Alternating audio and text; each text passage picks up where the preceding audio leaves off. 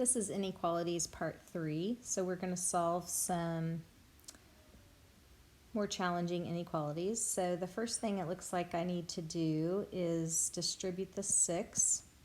So that's going to give me 12 minus 6x is greater than, distribute the 3, so I have 3x minus 6. Now you have a few options. The left side is simplified. The right side is simplified, but now I need to get all of my variables together. So I typically will opt to keep my coefficient positive whenever I can. So I am going to cancel the subtracting 6x, and that's going to give me 12 is greater than 9x minus 6. Now I just need to get all the numbers on the same side, so I'm going to add 6 to both sides, and that gives me 18 is greater than 9x, and so that's 9 times x. The opposite of multiplying by 9 is to divide by 9 on both sides. So I'm going to end up with 2 is greater than x. Now typically most teachers, including myself, we do like the variable to be on the left, so another way we could say that is x is less than 2. Notice in both situations, the opening is kind of towards the 2. So however you write that, the opening should be facing the same term. Okay,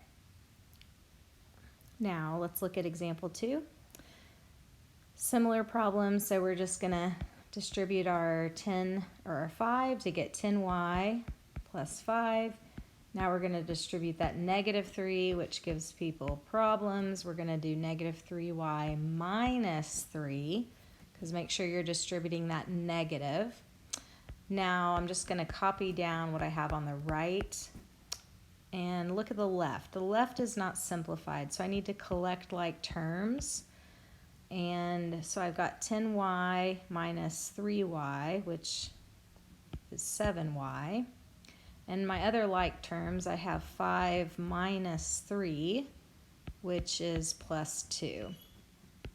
Now you may notice something at this point. 7y, we have no idea what it is. It's an unknown. It could be 1,000. So think of it this way. If you have 1,000 plus 2, will that always be less than 1,000 plus 5? So I just circled the 7y to represent, that's the exact same thing. So you may notice what the solution is going to be at this point. But let's say you don't and you keep going. You're getting all your y's together, so you're subtracting 7y. Well, that's going to give you 2 is less than 5. Well, that's a true statement, and when all of your variables have canceled like this, this is going to be all real numbers in terms of your solution. Okay, the other problems that we're going to look at in this session are some word problems. So we're going to be translating just like we did with the equations. You've got Posey has $28. After depositing a check in her account, she had more than $75. What is the amount of the check?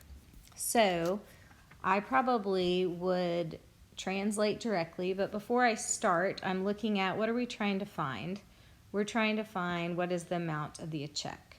So I'm going to go ahead and define my variable and say C equals the check amount.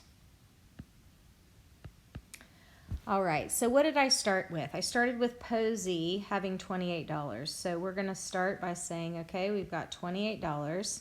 And then what happened? Okay, and then she deposited a check. And then we know after she deposited the check, she had more than, keyword here, more than, which translates is greater than. So she had more than $75. So this is how we would translate that word problem. Now, then we need to just go ahead and solve. That's probably the easy part. You would subtract 28 from both sides. And so the check was greater than 47. So it could have been $47.50. It could be $48. It just has to be bigger than 47. Okay, the next one that we're going to